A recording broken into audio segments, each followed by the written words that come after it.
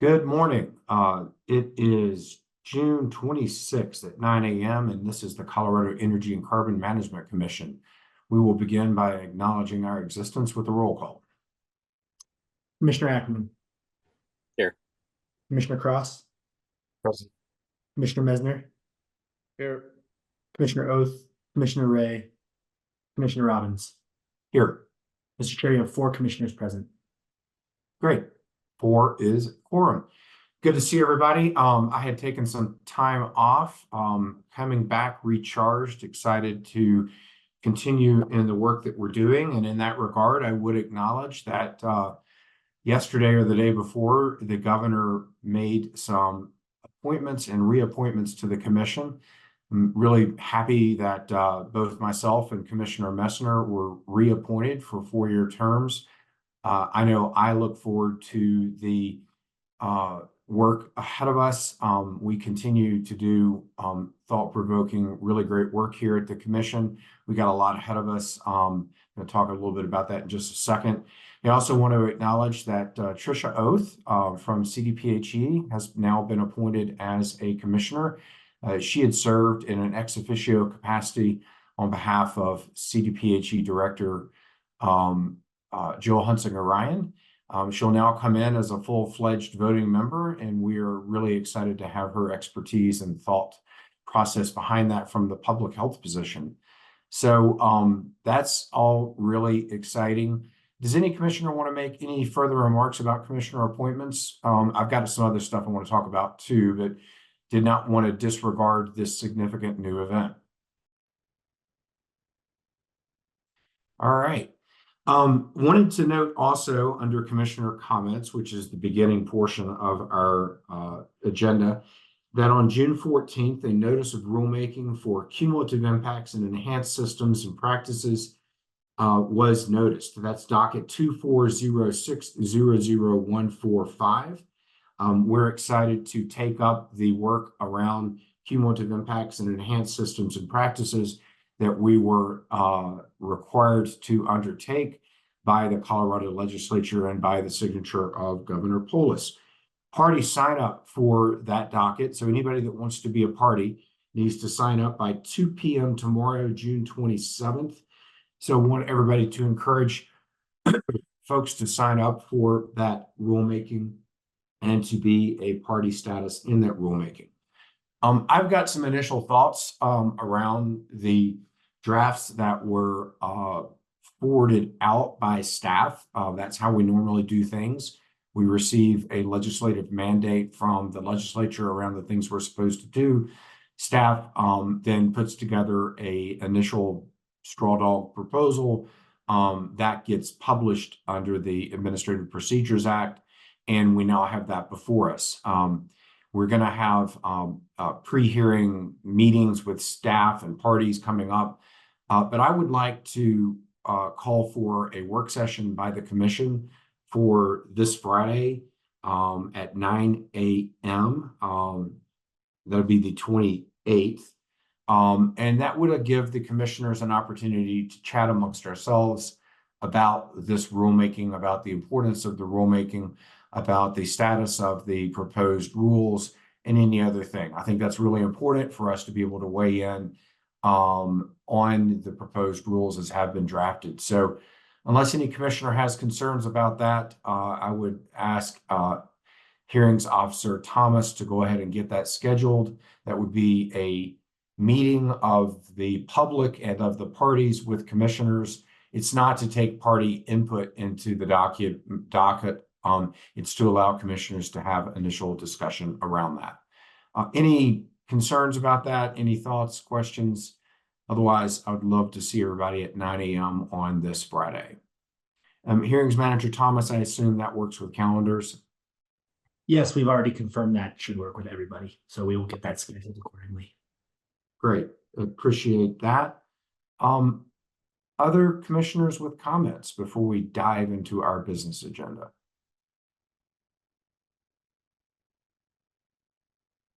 All right, seeing no commissioners with comments, we move to consent agenda. Does anyone have questions on consent? Seeing none, do we have a motion to approve consent? So moved. Second. Motion from Commissioner Cross, second from Commissioner Ackerman to approve consent. Any further questions? Discussion? All those in favor of the motion signify by saying aye. Aye.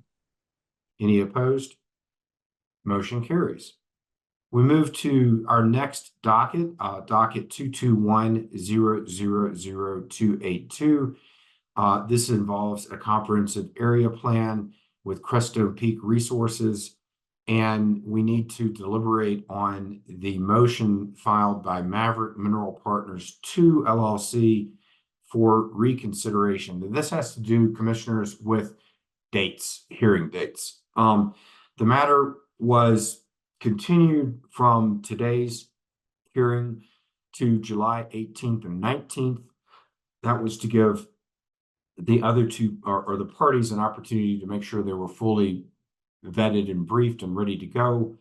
Unfortunately, it appears from the motion for reconsideration that the attorney for Maverick is not able to attend on July 18th and 19th and has asked that the matter be continued yet again to allow for all parties to have counsel of record. I think that's unfortunate, but it's also a procedural safeguard that we should consider.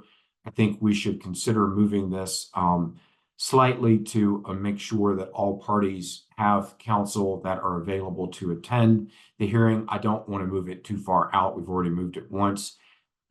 I have been informed by the hearings manager that the week of July 29th could work.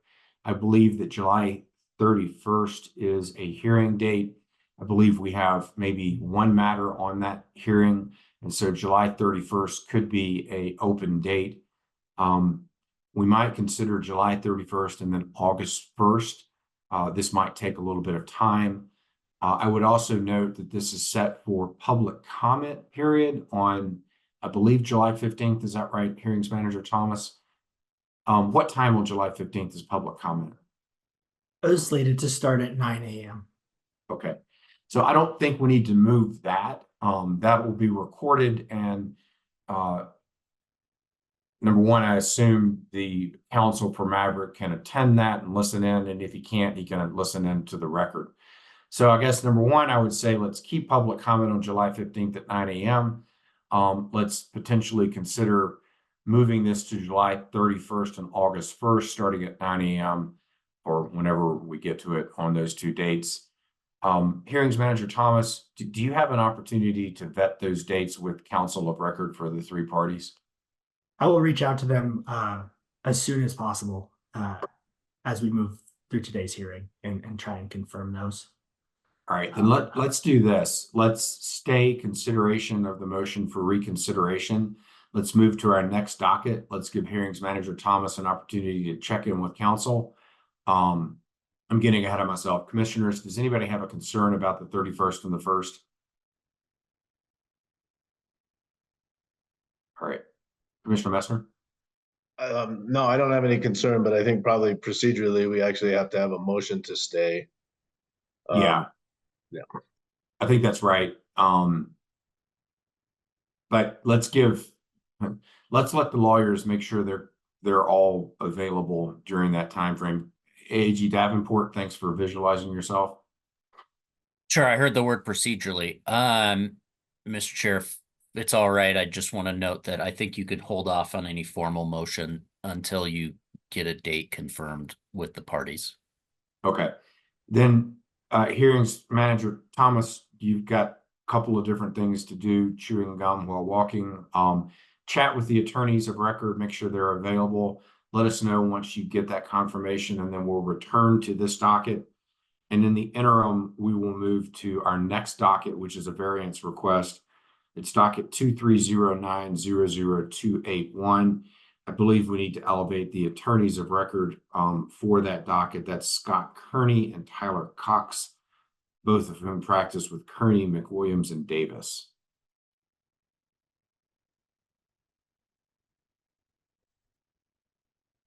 Apologies, commissioners. I had them expect to arrive around 9:15, so they may still be trickling into the hearing.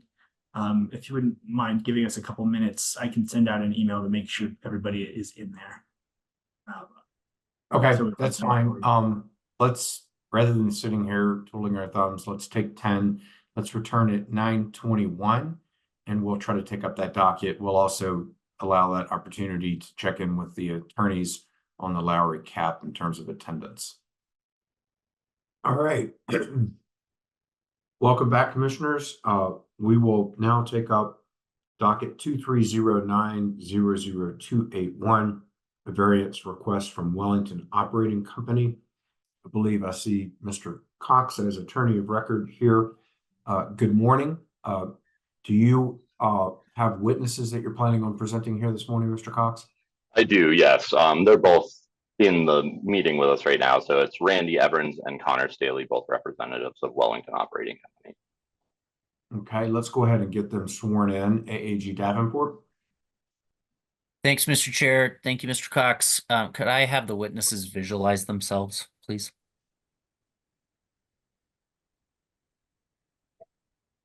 There we go. Thank you. Mr. Evans, if you could please unmute, raise your hand, state your name, and say that you swear to tell the truth. My name is Randy Evans, and I swear to tell the truth. Thank you, sir. Mr. Chapman, same thing, please.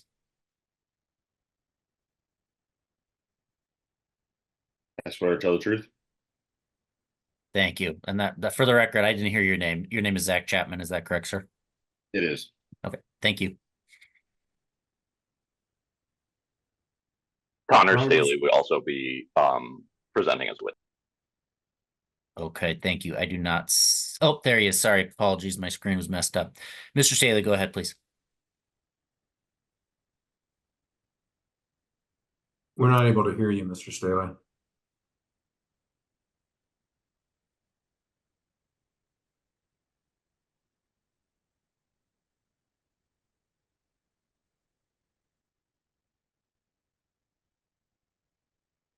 Can you guys hear me? Check, Yep. check. Okay. My name is Connor Staley, and I swear to tell the truth. Thank you. Thank you, sir. All right, Mr. Cox, the floor is yours.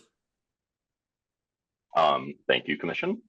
So my name is Tyler Cox. I'm a representative attorney representing Wellington Operating Company. I work for Kearney McWilliams and Davis here in Denver. So the Wellington Operating will be represented today by Randy Evans. He's the wastewater treatment operator and responsible in charge.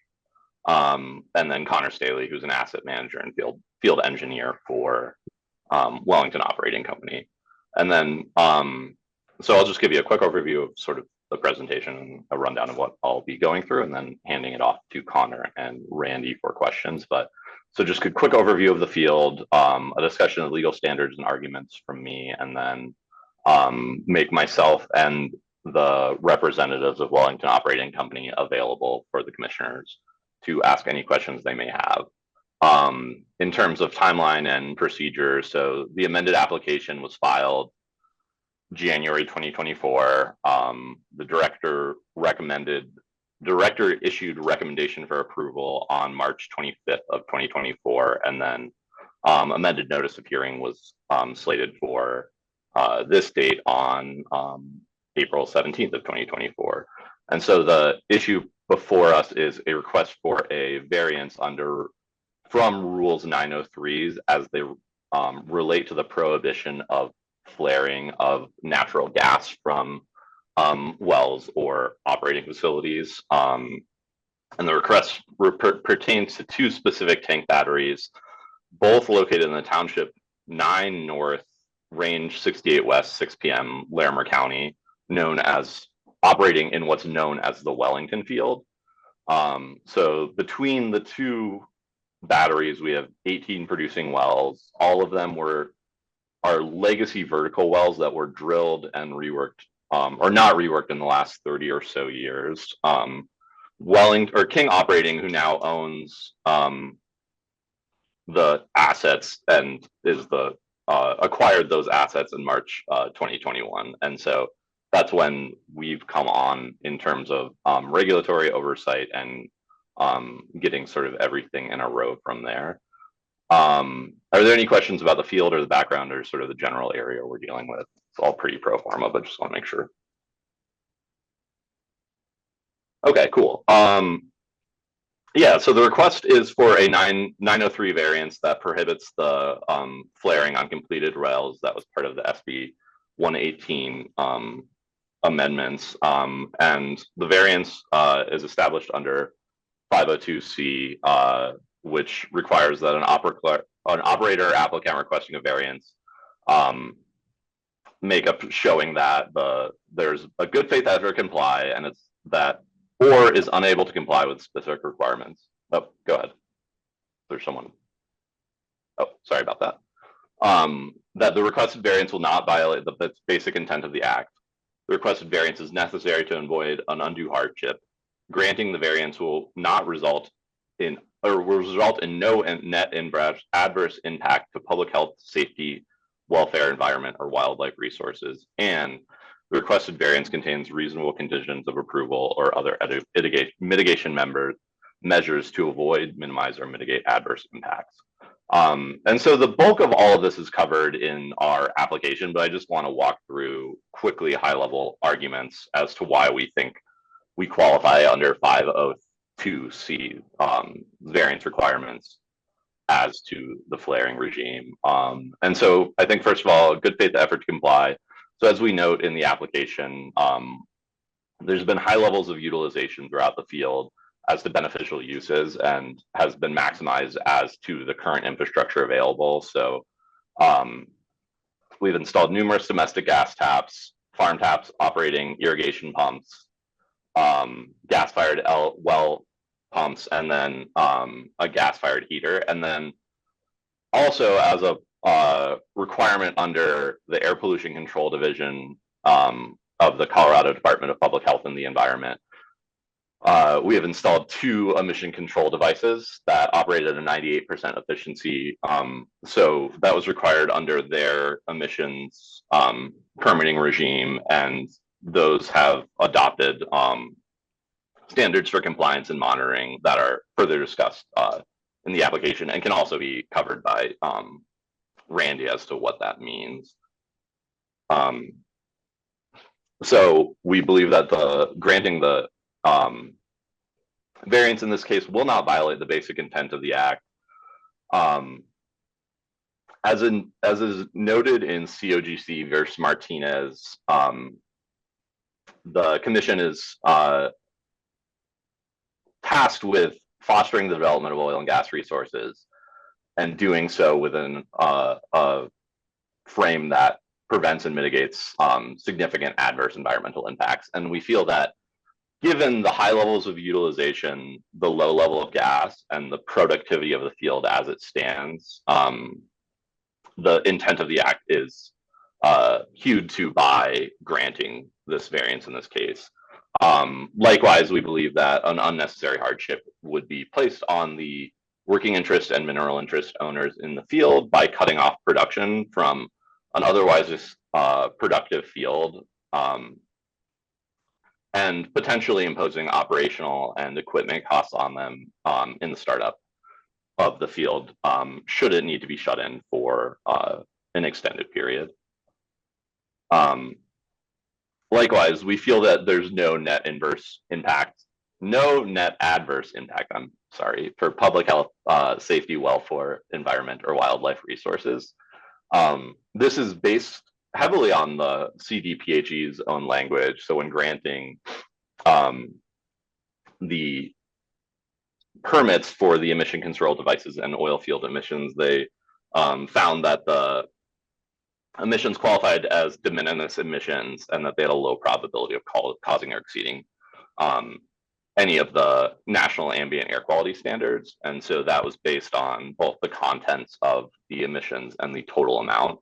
And further, the impact of this variance would be mitigated by the temporary nature. So the fact that it's only a 12-month variance while we determine alternative uses for the oil or for the gas produced and not being beneficially utilized. And finally, the ECDs, the emission control devices, and their permits require monitoring and compliance, as well as reporting and other certain requirements that would further mitigate against any adverse impacts potentially derived from this facility. This is all consistent with the director's, or this is all of this was used in making the director's recommendation that the temporary variance be allowed because of largely focusing on the total amounts of gas produced relative to the total amounts of oil produced. Given the significantly low amount of gas produced, along with the high destruction efficiency of the ECDs, the director recommended approval because it is unlikely to have a significant adverse impact. And so with that, I bring the presentation to a conclusion and just asking that we are granted a variance under Rule 502 for a 12-month variance from the emissions flaring requirements under Rules 903 for the 2 tank batteries discussed. And now I can open it up for questions from the commission to myself, Randy, or Connor. Commissioners, questions? Commissioner Cross? Thank you, Mr. Chair, and thank you for the presentation today. I wanted to get an update. I believe last time we spoke with Wellington, there was also comments that they were working on plugging some of the abandoned wells, and they had hoped to do that this spring, and I was hoping to get an update on that as well. Yeah, I can give an update on that. Please state your name for the record. Yep, Connor Staley. And I can give an update on the plugging and abandonment. So, and Randy backed me up here if I miss any of the wells, but we've plugged 5 wells in the past year, and working with the state and with Larimer County on a list of inactive wells that were ready to be plugged and abandoned. So the county was on board with that plan, and I know we'd spoke with the state about and the state's requirements to plug those wells. So I just wanted to make the commission aware that that work has been done, and we continue to monitor and follow the rules in terms of what's required for inactive wells. Commissioner Cross? I think that's my only question for right now. Other commissioners with questions? Commissioner Messner? Thank you, Mr. Chair. Thank you for the application and the information provided. I have a couple of questions for you. First is, I think, Mr. Cox, your initial argument here today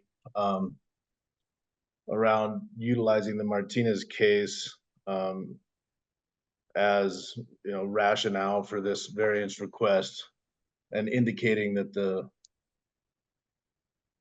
act indicates that the ECMC is fostering oil and gas development. And I think that case is based on previous versions of the act rather than the current version of the act, which actually has changed the mission of ECMC from fostering oil and gas development to regulating oil and gas development, ensuring the protection of public health, safety, welfare of the environment, and wildlife resources. That does include in a reasonable and necessary manner, but it no longer includes fostering oil and gas development. Do you acknowledge that, or does that change your argument? Oh yeah, I absolutely do acknowledge that. I apologize. It must have just been a misframing on my part. I do mention in the application that while the structure of the act has changed, some of the language remains. So I think the reasonable and necessary language, and then the in light of technological constraints. I'm sorry, I don't have the exact language of the decision in front of me, but yeah. So rather than foster, it's encourage and regulate, I think, is sort of the reframing. And yeah, I do think this is consistent given the so I know they specifically reject a balancing act, but I can't seem to find the exact language of the finding right now, but that there's consideration of all the factors simultaneously, and I think in this case, given the low amount of gas produced here and the steps that we are taking, that I think it falls within the reasonable and necessary constraints of the newly structured and rewritten act. Okay, that's a better framing. Thank you. Of course. My other question has to do with some of the elements in our current rules in the 900 series, specifically to the gas capture plan. And I know that you're asking for a variance from the 900 series rules, but in there, it talks about determining whether the operator is going to inform the mineral owners of whether or not they're going to be compensated by this natural gas that is going to be flared. And so I'm going to ask you that because I didn't see it in the application. Do the mineral owners, are they going to be informed that they're going to be compensated or not compensated of this natural gas that's being flared?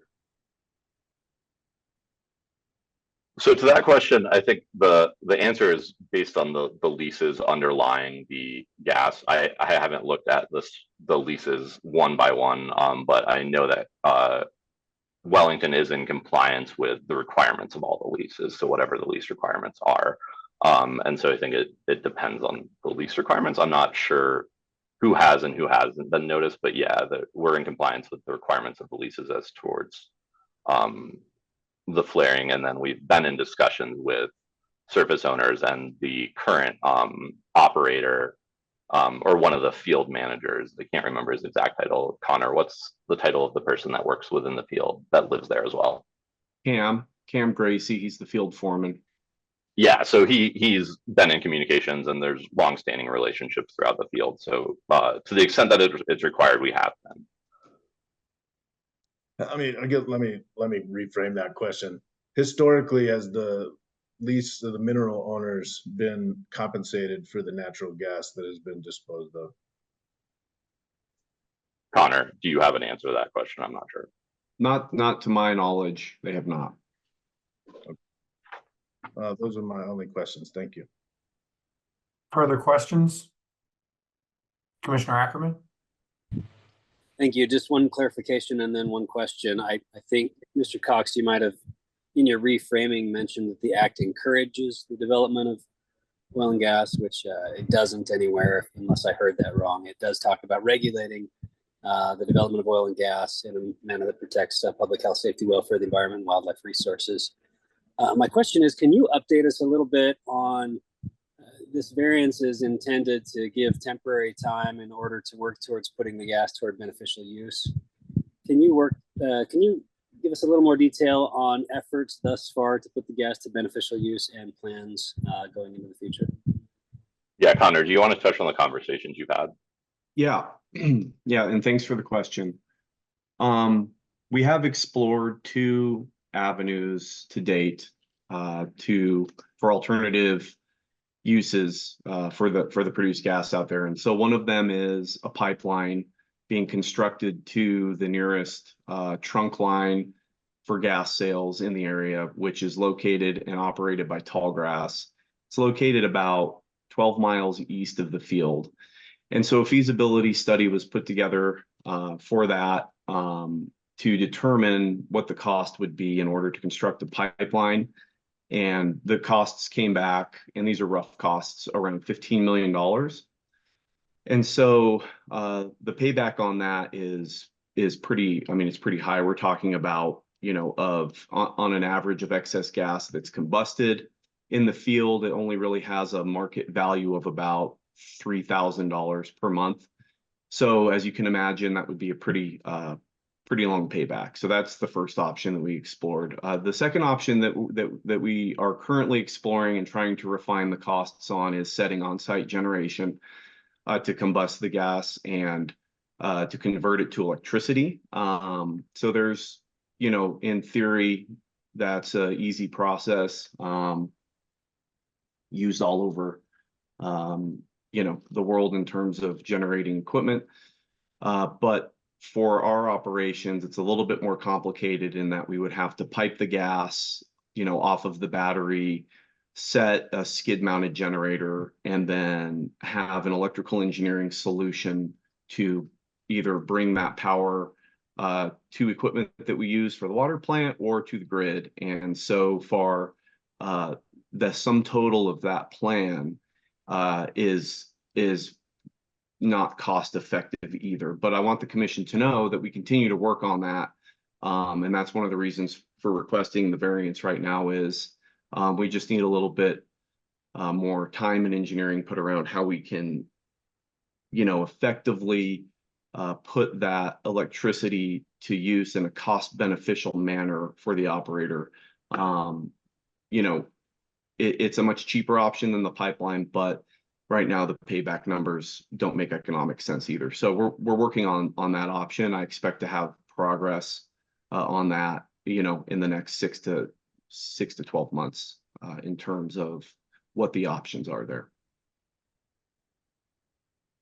Thank you, Mr. Saley. Appreciate you going through that. Just a couple of clarifications. So the intent would be either to use the electricity on site or to pursue the much costlier potential of some power pathway offsite. Is that correct? I didn't quite understand your clarification question there. Thanks. I thought I thought you bifurcated the potential use of the electricity potentially generated by the natural gas that's currently being flared. One of those uses would be for conversion to electricity and use on site or on I think you said your water plant. That's correct. And the second one would be potential movement of that electricity offsite to feed it into the grid somewhere. Is that correct? Yeah, the grid. Yes, I didn't hear that part the first time. Yes. So I am bifurcating the two different options. In terms of the feasibility of doing that, I am an engineer, but I would rely on somebody more qualified than myself to determine if both of those can be done at the same time, or if one option is more cost effective than another. And those are the studies that we're doing right now. I think that if we, just kept it off the grid and tried to only produce electricity for the water plant only runs 4 days a week. So, then you run into the issue of having to set maybe battery storage, and that creates a whole nother issue. So I guess my point is it's more complicated than it looks or than it may sound, just to set a generator and combust it for electricity. So those are just the options we're working through. That's correct. Yeah, that's very helpful. Thank you. So my current question just escaped me, but I'll go back to my other follow-up question, which was if your intent is to eventually move it off grid, which do you know how far the distance is to the closest tie-in point? I don't. I know that Poudre Valley REA has some significant infrastructure in the area, but other than, and I wouldn't even know the feasibility of tying into that infrastructure. We haven't quite gotten to that phase of our study yet. It's more just been kind of cost collecting and feasibility studies at this point. Okay, but something we have on the list to do. Thank you. I appreciate that further information. And then you mentioned you're looking at a cost-effective way to do it. And just for clarification, if when you're talking about cost-effective, are you talking about the gas operation portion as a standalone cost efficacy, or does the use of gas in this way make the whole operation so it's not cost-effective? Well, the use of the use of the gas in this way is currently an ineffective option. In other words, the capital commitment required for the generation requires a more lengthy payback period or an unreasonable payback period for the cost savings realized by utilizing the electricity on site. Right, when taken as a standalone operation, just associated with the gas, not the rest of the operation, right? Okay, so yes, correct. Okay, thank you. I appreciate that clarification. Nothing further, Mr. Chair. All right, additional questions from commissioners? Any wrap up, Mr. Cox, based upon questions? No, nothing else from me. Oh, I do concede absolutely the Commissioner Ackerman's point. Yeah, didn't intend to say that the act encouraged, rather that encouraged the considerations that we mentioned. So the broader schema rather than the production of oil and gas strictly as the end there. My apologies. No, but that is all from us. We appreciate the time and appreciate the thoughtful consideration. All right, commissioners, we move to the deliberation stage. Does anyone care to initiate deliberations?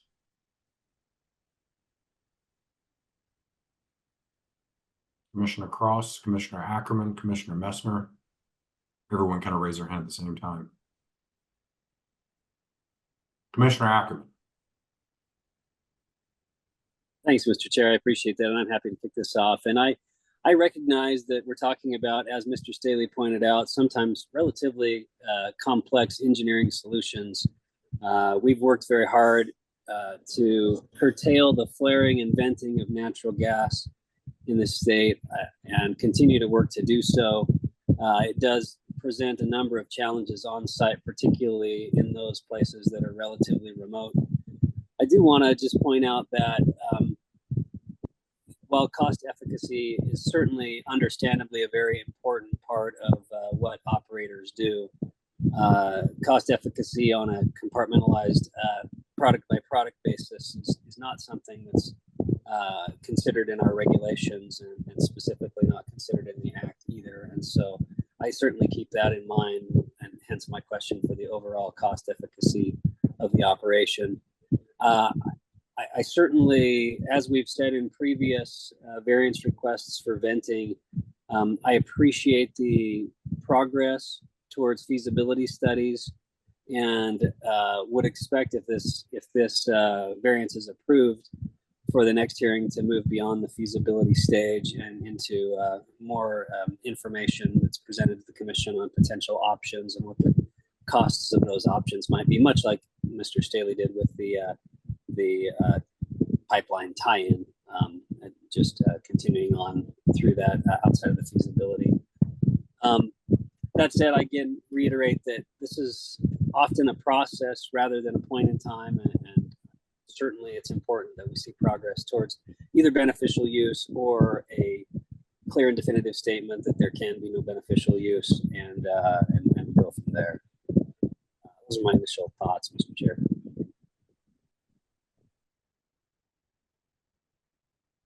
Others with thoughts, Commissioner Messmer?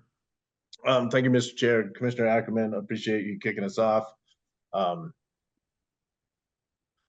think for me, understanding this particular situation, I do think the operator has made a good faith effort to comply. I think the diversity of attempts to beneficially utilize the natural gas has significantly reduced the amount that is being contemplated here to be flared.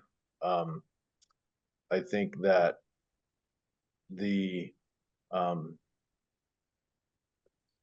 this really comes down to the question of reasonableness. And I think where I'm sitting on this is I think that there does need to be continued progress towards a permanent solution that solves all of the natural gas that's associated with these wells. And I think if in the next application, that may need to require either further concrete plans or reduction in production until the flaring is no longer necessary.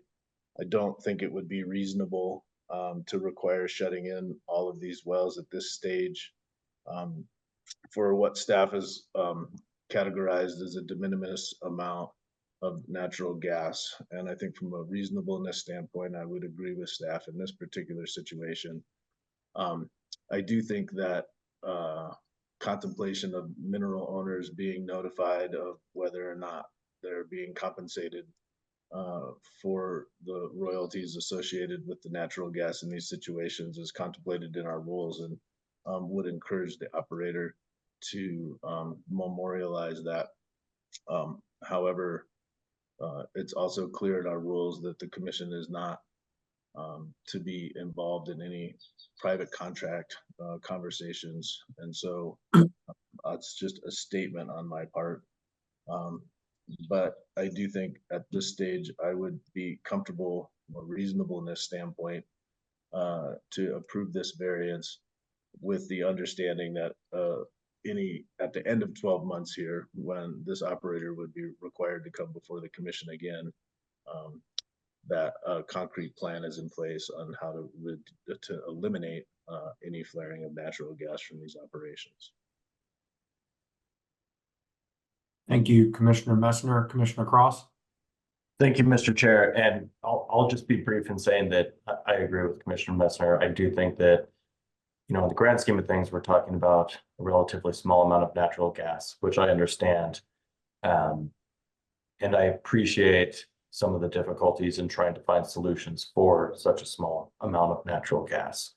That said, I do think, at least for this commissioner, it is noteworthy that we've had several operators coming to us years after the venting and flaring was supposed to stop. And I feel like for some of them, we're just now trying to come up with solutions when these solutions should have been starting to be looked at quite a while ago.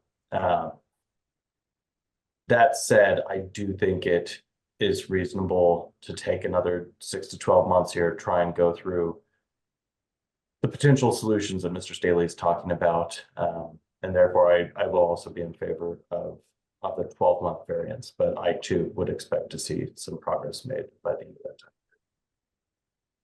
Very good. I appreciate all the deliberative comments. I would move to approve the variance with the caveat that the applicant is placed on notice that they need to take into account the commissioner's considerations about advancing next steps before they come back with a renewed application after 12 months. Second. Do we have a second? A second from Commissioner Cross. AG Davenport? Thanks, Chair. Just a point of clarification, if I may. The director's recommendation also recommends approval, but does have an addition to the order in regard to submitting a Form 4. My assumption, but would like clarification, is that your motion and the second, the intent was to include that requirement as well. Absolutely. Okay. Mm-hmm. Thank you. Any further? No, thank you very much for the clarification. Any further discussion on the motion? Seeing none, all those in favor of the motion signify by saying aye. Aye. Any opposed? Motion carries. Thank you, Mr. Cox. Thank you to the witnesses. We wish you success as you move forward in line with the direction from the commission on our motion. Absolutely. Thank you so much. Yep. Thank you for your time, commissioners. All right, commissioners. Hearings Manager Thomas has informed me that we do have some dates that can work for all parties in docket 221000282. It's the comprehensive area plan for Crestone Peak Resources. The dates that are available are July 30th and August 2nd. So with that, I would move that we continue docket 221000282 to July 30th, and then for a follow-up hearing, if necessary, on August 2nd. AG Davenport, do I need to add anything to that motion? No, just present in case I need to be. Okay. Commissioners, thank you, Commissioner Ackerman. I believe that Hearings Manager Thomas checked your calendars, but does anybody have problems with those hearing dates? All right, and Hearings Manager Thomas, just for the record, you've cleared those hearing dates with counsel of record for the three parties? Yes, and thank you to those parties for being so responsive, but we've cleared those 2 dates. Great. Okay, we have a motion and a second. All those in favor signify by saying aye. Aye. Aye. Any opposed? Motion carries. Let's take a 10-minute break and let's allow Hearings Manager Thomas to bring up the parties during this break to the Fulcrum Energy Operating LLC OGDP, which is our next docket. We'll return at 10:06. Welcome back. We will now take up docket 2403-00075. This is an oil and gas development plan. The applicant is Fulcrum Energy Operating, and the attorney for the applicant is Ms. Fulcher. Good morning.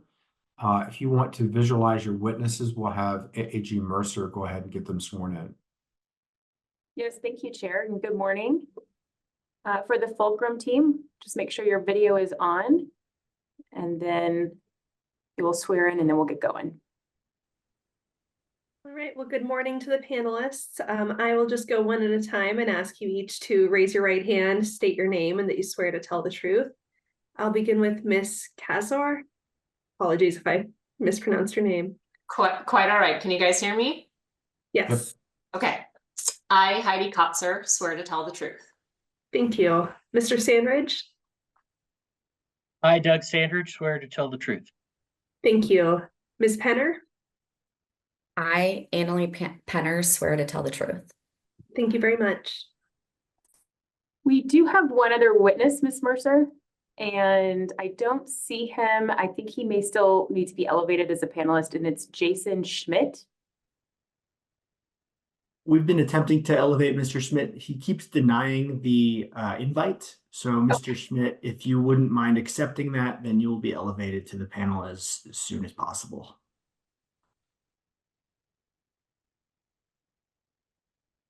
Ms. Fulcher, is Mr. Schmidt presenting, or is he here for questions? He is not. Thank you, Ms. Mercer. He is not. I think you're reading my mind. He is here for questioning, and he is having trouble. He's not rejecting the offer to join his panelists. He's not seeing it. So we could always It defer. looks like he's here. Oh, okay, great. Mr. Schmidt, it looks like you've been elevated. If you could, there you are. Good morning. Sorry for the difficulties. If you could just raise your right hand, state your name, and that you swear to tell the truth, please. I, Jason Schmidt, swear to tell the truth. Thank you.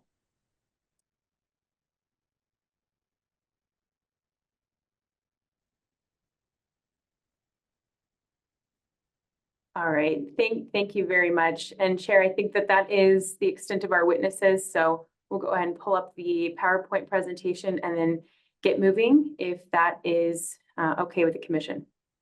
Yeah, that's fine. All right.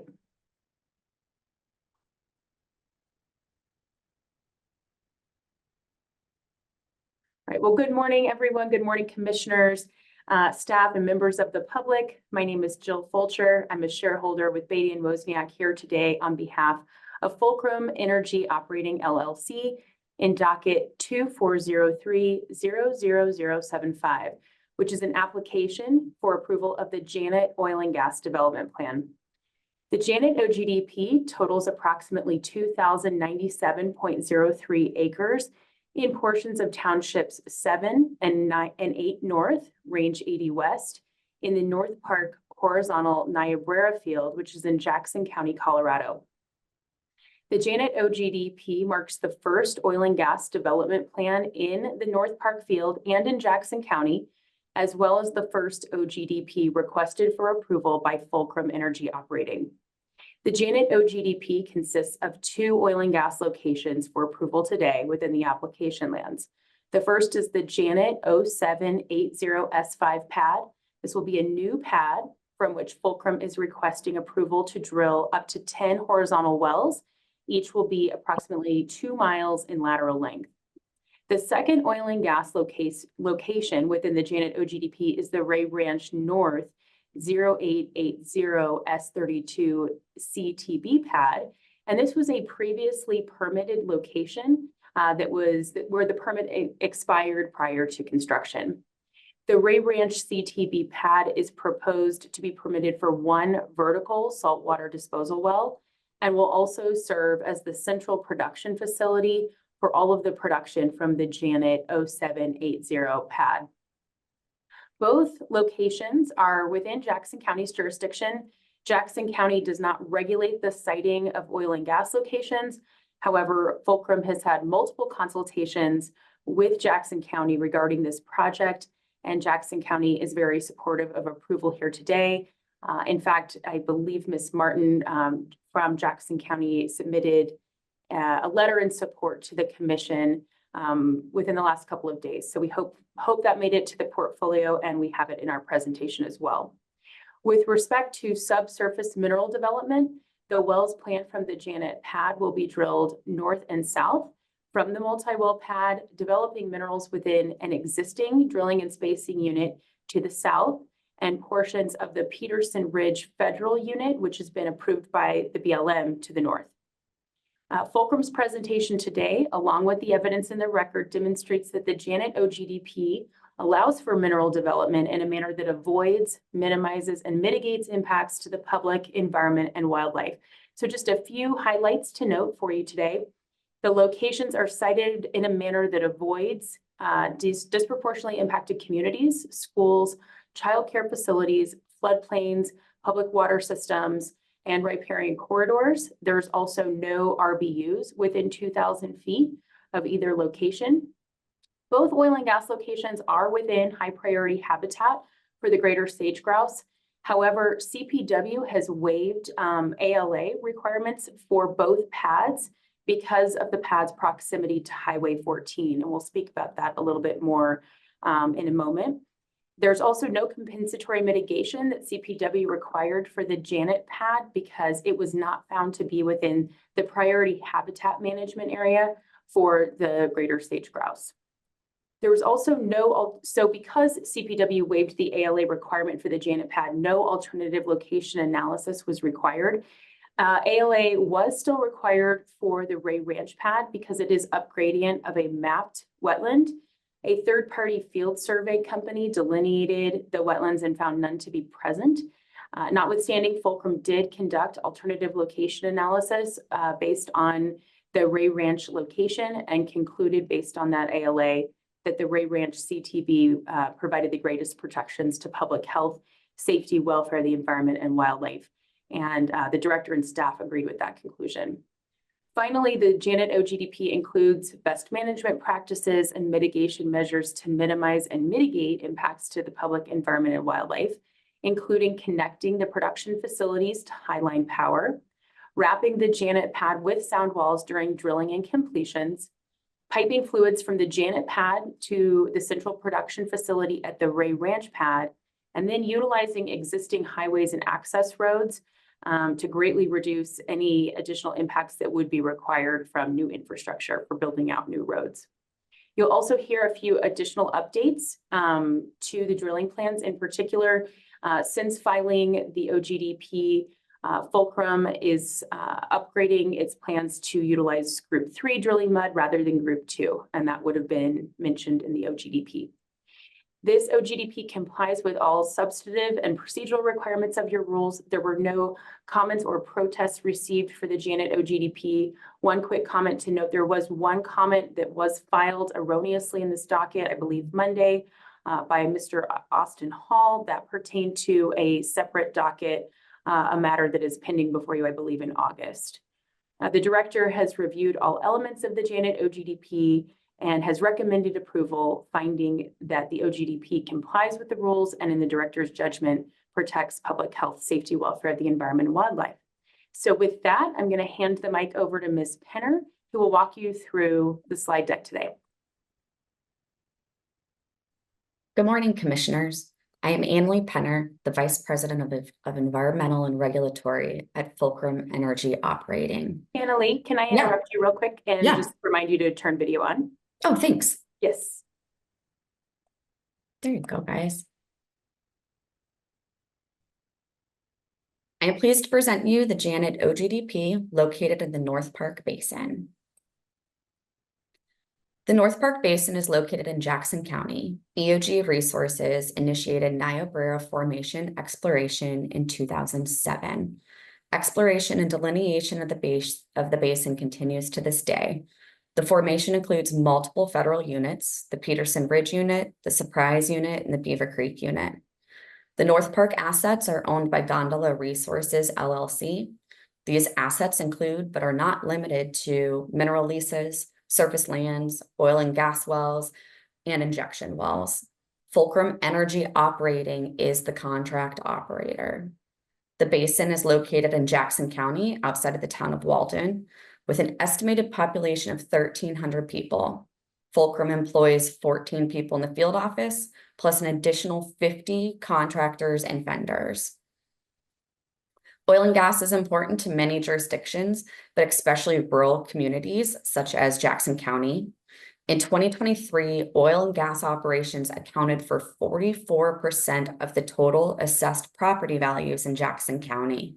The assessed property values directly relate to the tax funding received by the local school district and emergency and medical services and other local services. The Janet OGDP is made up of 2 working pad surface locations, the Janet 0780S5 pad and the Ray Ranch North 0880S32 CTB.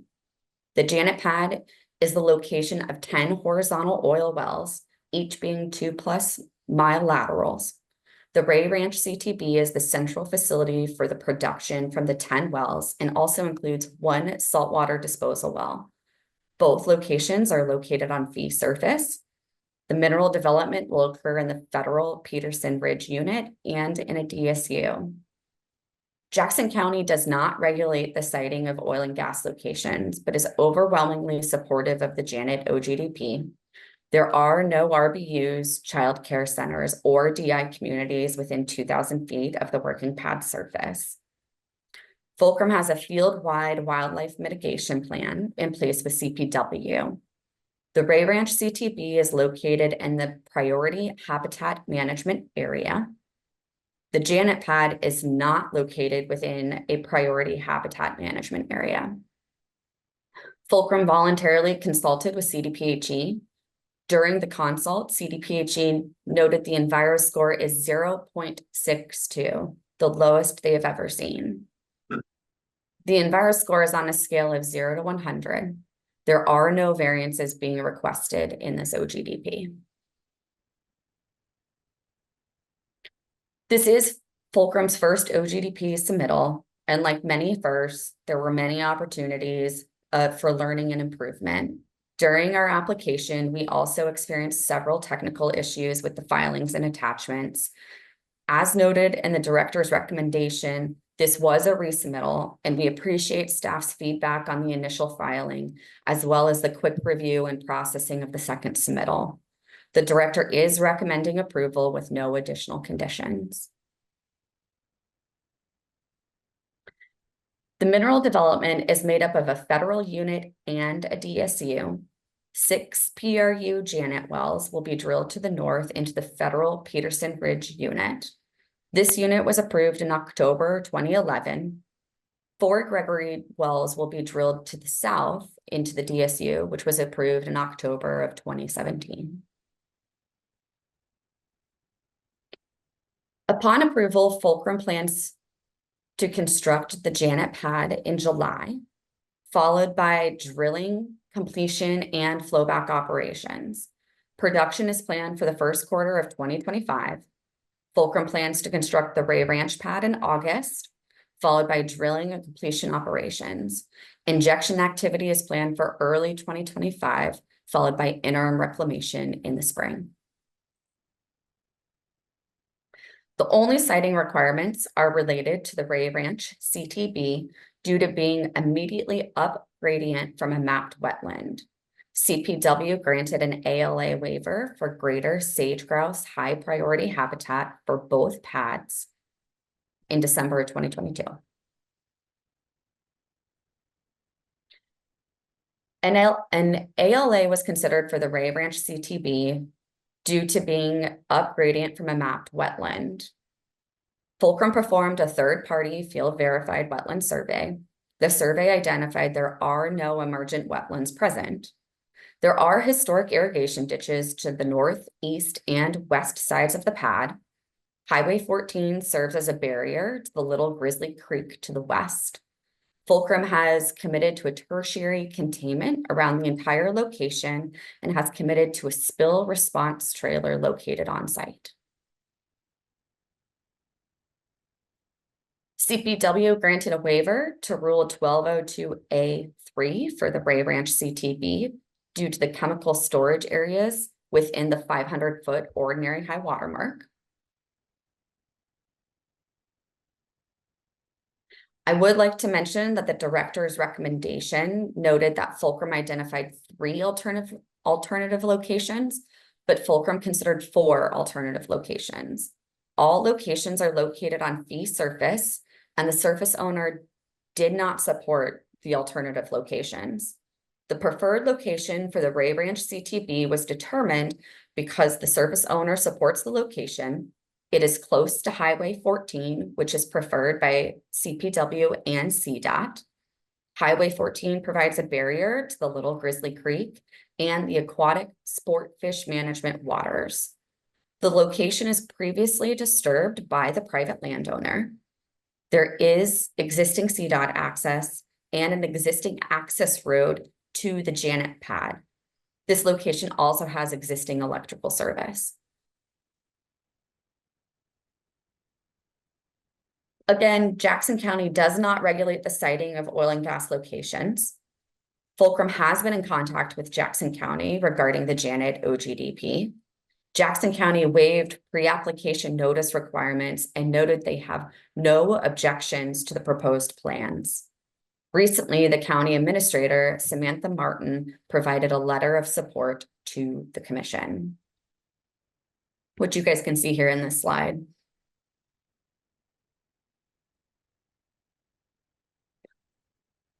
Fulcrum completed on-sites with BLM. Federal APDs have been submitted concurrently with this OGDP for 6 wells to develop federal minerals. Fulcrum expects approval in time to commence operations as previously noted. We do not believe the federal APD approval will hold up the timeline of this project. You heard about the locations and the relevant stakeholders, Jackson County and BLM. I now want to focus on how the Janet OGDP avoids, minimizes, and mitigates impacts to the public health, environment, and wildlife.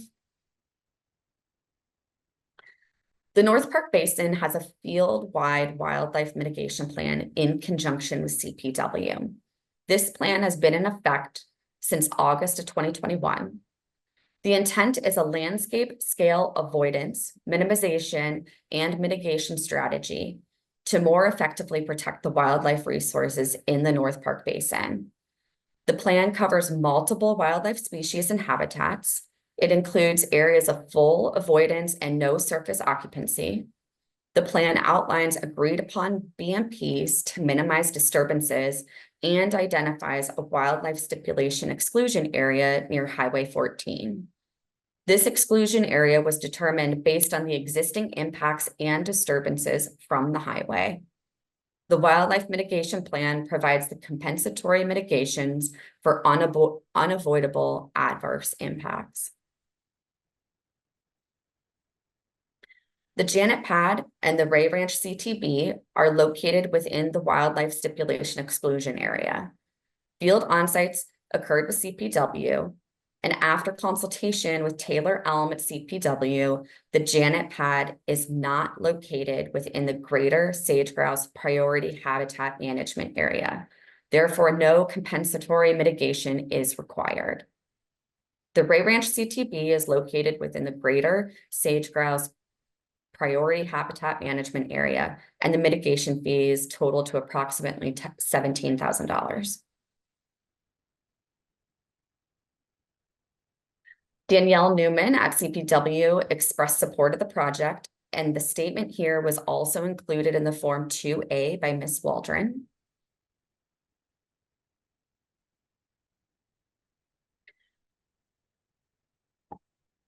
As noted before, the Janet OGDP has no RBUs, schools, childcare centers, within 2,000 feet of the working pad surface.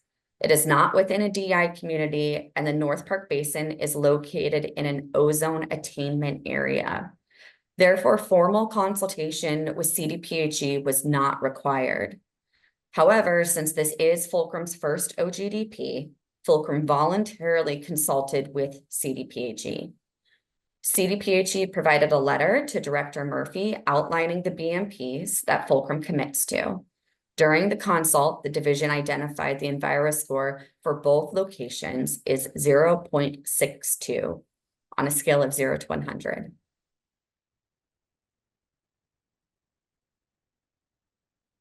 During the drilling phase of operations, Fulcrum is committing to a Tier 2 conventional rig and Group 3 drilling fluid. This is a change to the original commitment of using Group 2 mud. Since the submittal of the application, Fulcrum is able to commit to using Group 3. Fulcrum is committing to a Tier 2 completion fleet. During the production phase, both locations, the Janet Pad and the Ray Ranch CTB, will be electrified as utility power is available.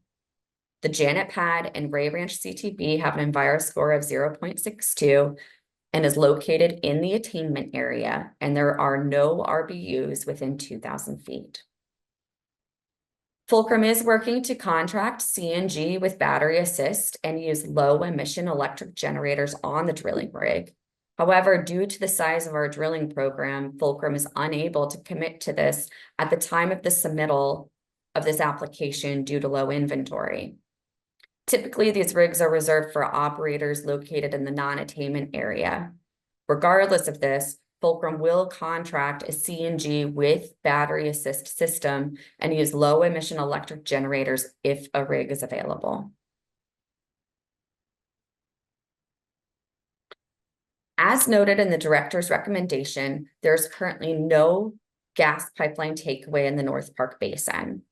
Fulcrum is not requesting a variance and is committed to following Rule 903 as we are putting the gas to beneficial use. We have contracted a third-party company who will purchase the produced gas to power generators for data processing and cloud computing on the Ray Ranch CTB. A small volume of gas will be used to run gas-fired equipment at both locations.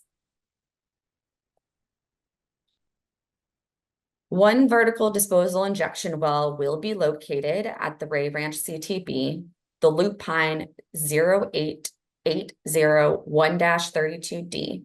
This disposal well will eliminate trucking of produced water.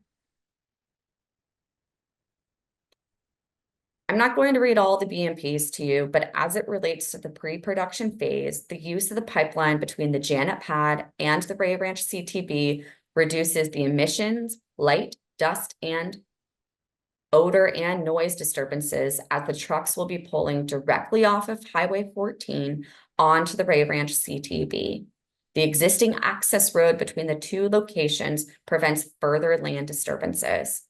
Fulcrum will be installing sound walls during the completion phase at the edge of the Janet Pad.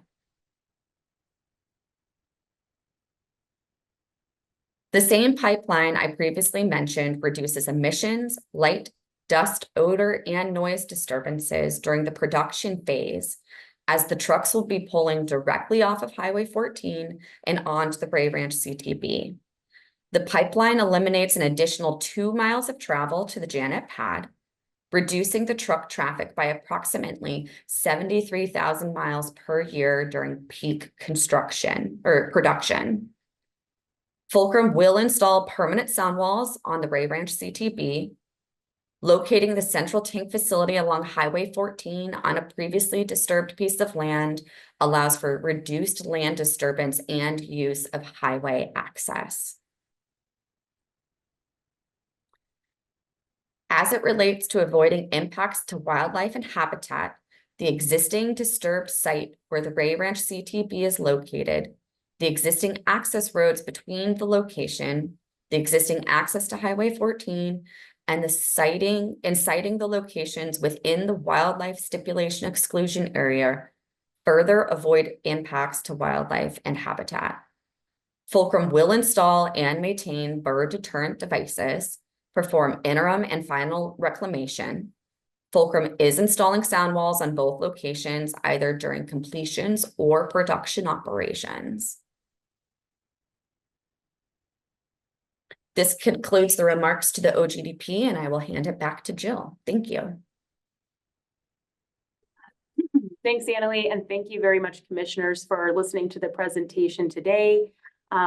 This is our final slide for you, just reiterating some of what you heard either during Annalee's presentation or within my remarks at the beginning. Not to belabor each and every point, but just as a reminder, this is an OGDP covering more than 2,000 acres, requesting authorization for up to 10 wells to be drilled from one well pad with all of the production and of produced water and production piped to the Ray Ranch North CTB. No requests have been made to modify any subsurface orders, so those will remain the same pursuant to the drilling and spacing unit that's existing, and then the existing setbacks on the Peterson Ridge unit. There are no variances requested under this OGDP. And finally, CPW is supportive of the oil and gas locations. CDPHE, who was voluntarily consulted with, had no concerns with the application. Jackson County is also supportive of the OGDP, and the director has recommended approval of this application. So with that, that concludes our presentation. We can go ahead and stop sharing so you can see us a little bit larger. And again, we thank you for your time, and we're available for questions now if you have any. Great, thank you for the presentation. Commissioners, the panel is open for questions. Commissioner Cross? Thank you, Mr. Chair, and thank you for the presentation. I was wondering if we could go over the proposed gas capture plan a little bit more. One of the things that I was hoping to get an idea on, and let me pull up the plan here, was a little more clarification, specifically with respect to the electricity generation option. And I think specifically, it looked like there was others interested in purchasing electricity, but then it went on to say that still need to determine who might be interested in purchasing electricity, and therefore it might not occur for quite a while. And so is there currently interest? Or are you still trying to determine who might have interest? I was hoping to get a little clarification on that. Thank you for the question, Commissioner. I am going to hand that over to Doug Sandridge. He'll have a better answer for you on that. Hi, this is Doug Sandridge. And because of the new federal rules on power generation that have been recently promulgated by the U.S. administration, we have a distinct lack of interest in buying new electricity. It looks like it's going to be difficult to build new gas-powered generating plants. The new rules are encouraging only the use of peaker plants to supplement, renewable energy use. Since we are in a situation where we would want to be generating electricity, 24 hours a day, 7 days a week, we'd have to build a plant that would operate 24/7. So based on our consultations with the utilities, also with the State Energy Office and other people, it's looking less and less likely that we will be able to find somebody to generate electricity and sell it into the grid up in North Park. So compared to when that was filed, it's gone from maybe feasible to likely infeasible. It's most likely infeasible. Yes, sir. Okay. And then I was hoping to get a little clarification on the pipeline option as well. I know you talked about sending it north into Wyoming, and there was some expression that there's obviously some right-of-ways that you'd have to go to. You'd have to go through BLM and some other state and federal agencies. Have you spoken with those agencies about the potential of doing this, and perhaps spoken to, I don't know if there's also some fee land there and some private landowners that you'd have to work with as well as those agencies, but have you broached the subject with those individuals and those agencies yet? Yes, we have. Our primary discussion was with Bureau of Land Management, and I think the Bureau of Land Management is largely in favor of doing a project. The proposed pipeline that we have commissioned a study on would go across fee lands, a little bit of state lands, possibly some Forest Service lands, but mostly on BLM. BLM is as you know, it would be a long process with them, but all of our conversations with them have been very, very positive, and they have supported us from the beginning in doing that. So we're really more at the phase now of trying to figure out the viability, the financing, and so we are talking to companies that might be willing to come in and build that pipeline. I don't think the regulatory part is going to be the difficult part. That's helpful to understand as well. And then the other question I wanted to ask about was, if you could go over a little bit some of any inspection issues you guys have had in the current field you're operating in, and kind of where you are in some of the inspections and any kind of issues you've had there.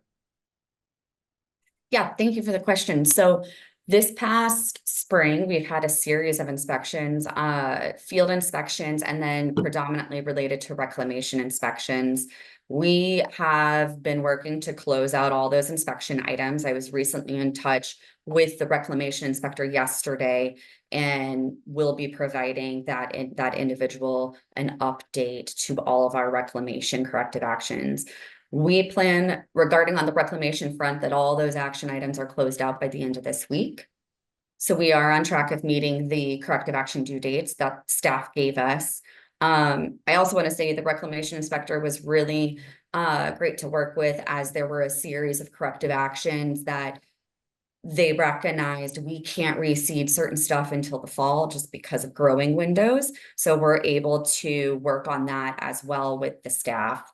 Relating to the field inspections, anything that's been identified through field inspections, those corrective actions have also been addressed. If there are a couple outstanding items, they're very minimal. Okay, thank you. That's my only questions for it. Commissioner Messner? Thank you, Mr. Chair.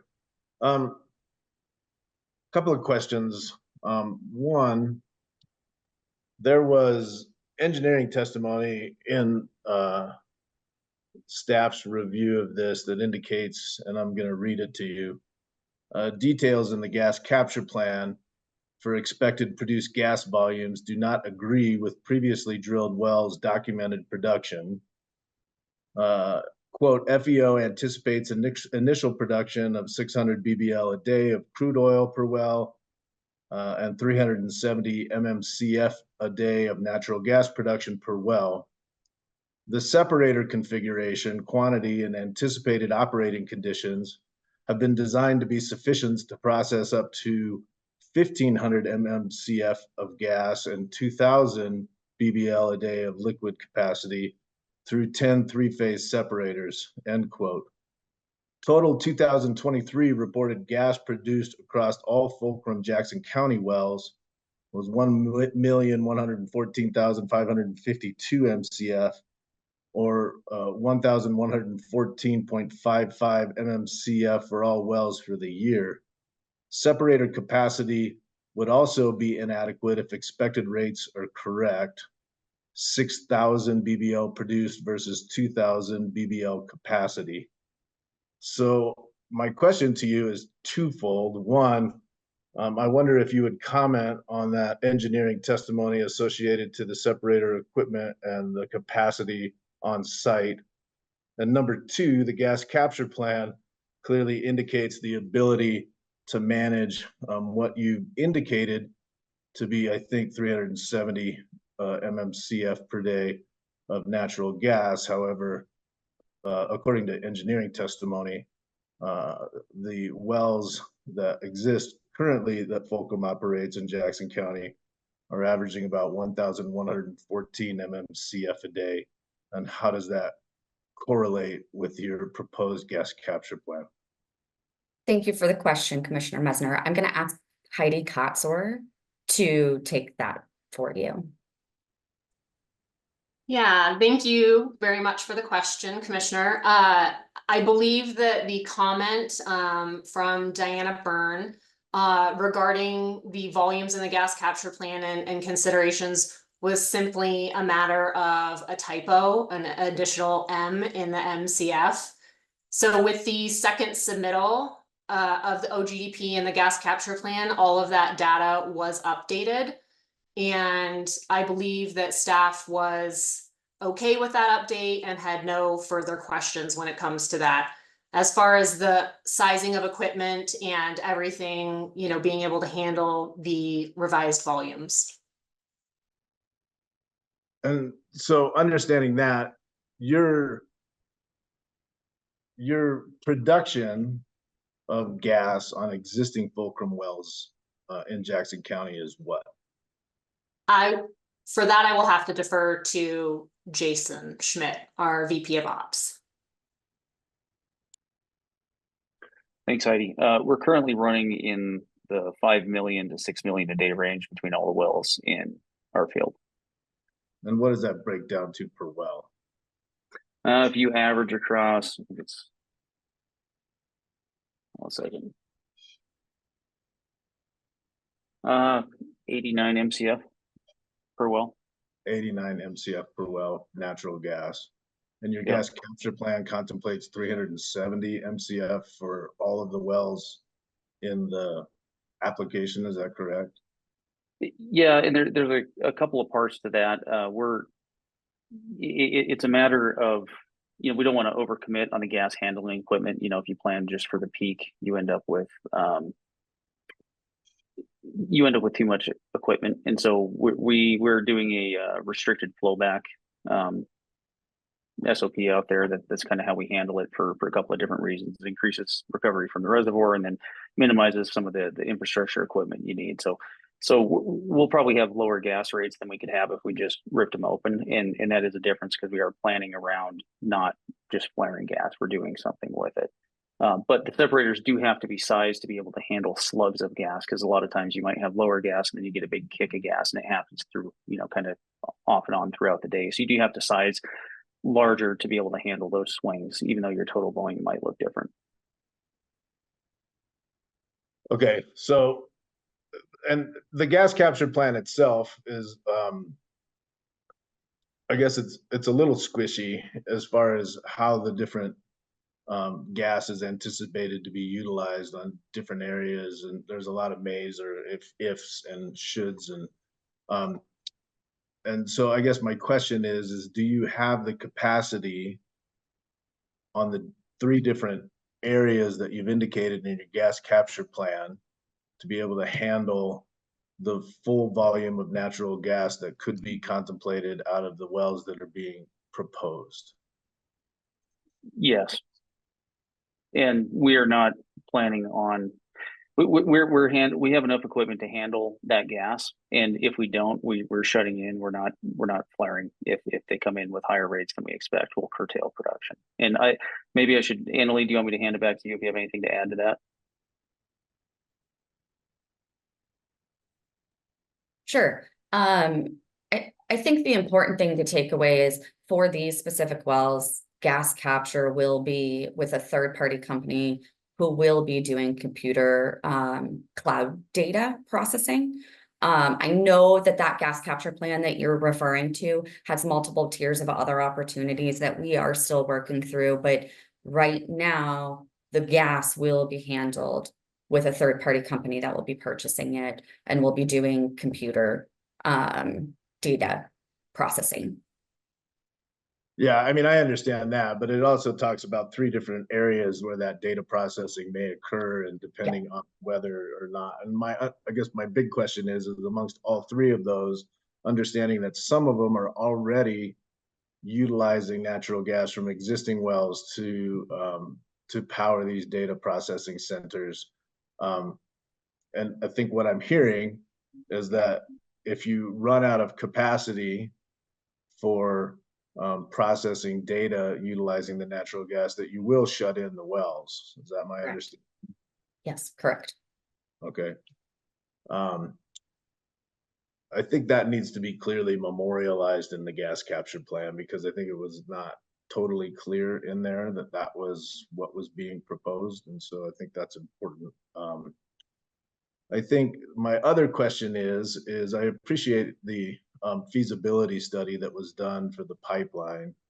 And I just need a little bit of clarity on whether or not you intend to move forward with that option or not, or whether you feel like what's being proposed is adequate to manage the natural gas in this field.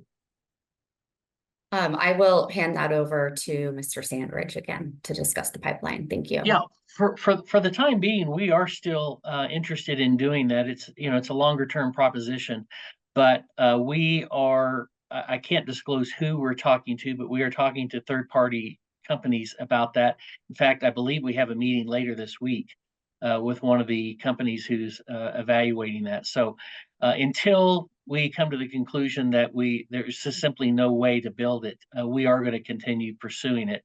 And we're just hoping that, for instance, this company we're be talking to later this week is going to come in with a proposition for, you know, how big of a pipeline they could be willing to construct, and what their capacity constraints are, and what their commitment is going to be required in terms of volume. So we are still working on that, and as soon as we definitively decide that it's just not viable, then we would update the gas capture plan, I assume.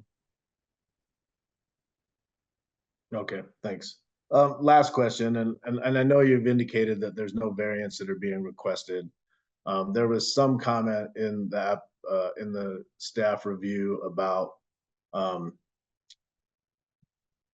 interim reclamation being contemplated 18 months post-production, which would potentially require a variance. But I think I heard in your presentation that that's not the case, that interim reclamation will actually commence within the rule allotted time frame. Is that correct? Correct. Yes. Okay. No further questions, Mr. Chair. Great, thanks for the questions. Further questions for the panel? Commissioner Cross? Thank you, Mr. Chair. And I do have one follow-up similar to some of the questions I asked earlier. In the CDPHE letter, it also talked about some outstanding APCD violations that APCD said is progressing.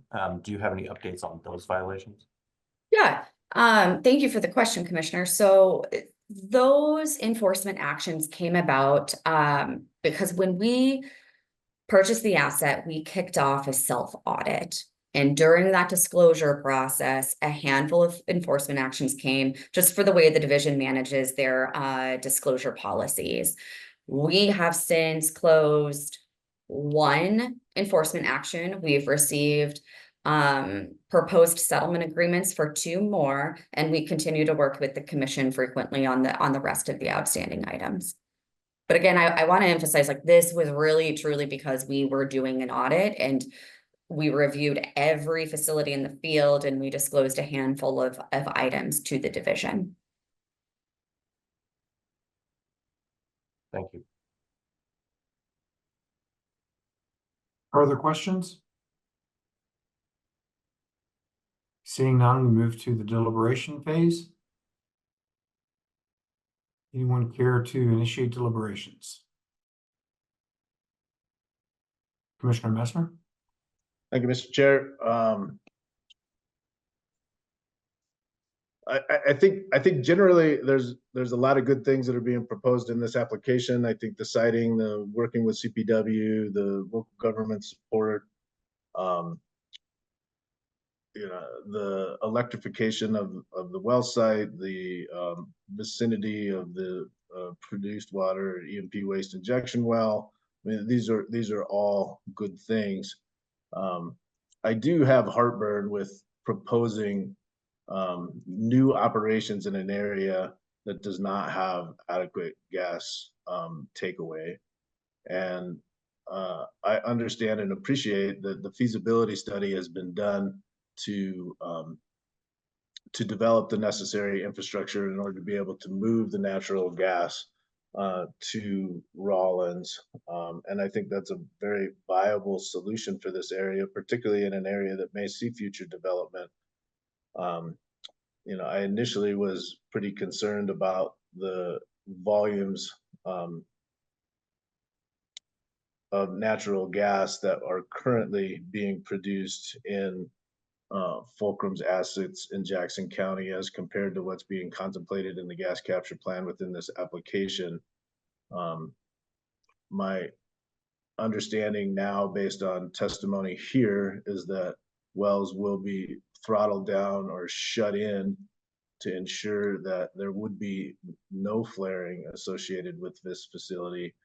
And I think that's adequate for the existing gas capture plan as proposed. I think that it's not an ideal solution. I have concerns about the longevity of the proposed data processing centers as a long-term solution for natural gas in this area, which is why the feasibility study and actually implementation of a natural gas pipeline within this field, to me, is essential for continued operations here. However, on this application, as I'm reacting to a proposal at the time that the application is being presented, I think that the gas capture plan does adequately provide utilization of it. I would like to see a condition of approval in there, or an acknowledgement on the record that that no natural gas will be flared and that wells will be shut in to ensure that there's capacity for handling the natural gas in the proposed beneficial use structure, as I'm not sure that's particularly clear in the application or the best management practices that are being proposed, nor is it particularly clear within the gas capture plan itself. If that was able to be accomplished, I do think that, you know, this is a provable application, and I think those are my comments at this point. But I do think, because I'm not sure that the beneficial use of running data centers is a long-term solution, that memorialization of the fact that they will shut in their wells if they don't have capacity to beneficially use that natural gas is important to me. Others with comments, deliberations? Commissioner Ackerman? Thank you, Mr. Chair. I don't have a lot to add, but especially thank Commissioner Cross and Commissioner Messner for exploring those two primary points. Those were the points on my ledger as well. And so I just wanted to go on record as stating I'm also supportive of the clarity on the point that Commissioner Messner was making. I did want to thank and commend this operator for the work that they're doing with regard to greater sage-grouse and wildlife in general. I think they did a great job of coordinating with CPW. Wanted to specifically state that I appreciate their North Park wildlife mitigation plan being planned at a larger scale than this operation, and being at a larger species scale than just greater sage-grouse. I think that was good work. I want to commend CPW and this operator for the work that they've done there, and continue to encourage larger wildlife planning efforts. And just note that even though I certainly commend and support wildlife planning efforts that are large, just keep in mind that there certainly might be individual tweaks associated with individual pads and operations that may not be completely contemplated in that pad or in that larger plan. That said, I also think this is an approvable application. I reiterate Commissioner Messner's concerns about the potential longevity of the solution to data centers for this much gas, but also commend the operator for coming to us with this proposed solution rather than a problem that they're facing in a feasibility study that's ensuing. I think that's good work, and really look forward to seeing how things go. I would encourage the operator, if they find this endeavor to be wildly successful, to come back and talk to us about it, and let's hear a little bit more. That's all I have. Thanks, Mr. Chair. Other comments? Commissioner Cross? Thank you, Mr. Chair. I also think this is an approvable application. Similar to my fellow commissioners, I'm curious to see long-term the viability of the crypto mining and the data center solution. Although as Commissioner Ackerman just said, I do appreciate that Fulcrum has come to the commission with a plan. you know, we've obviously seen a few where it's kind of asking for forgiveness later and trying to come up with solutions after the fact. And so the fact that we have an operator that, while there are some lofty long-term goals and some uncertainty in some of the long-term goals, I appreciate the fact that they've done feasibility studies, that they've talked to right-of-way owners, that they've talked to federal and state agencies and tried to come up with long-term solutions for that and are working towards those solutions while these interim measures are being taken into account. I do think I do appreciate the efforts to do the self-audit that Ms. Penner talked about with respect to some of their emissions issues. I hope to see some resolution on some of these, both reclamation issues and the APCD issues in the near future. But overall, I do think that, as I mentioned at the onset, I do think this is an approvable application.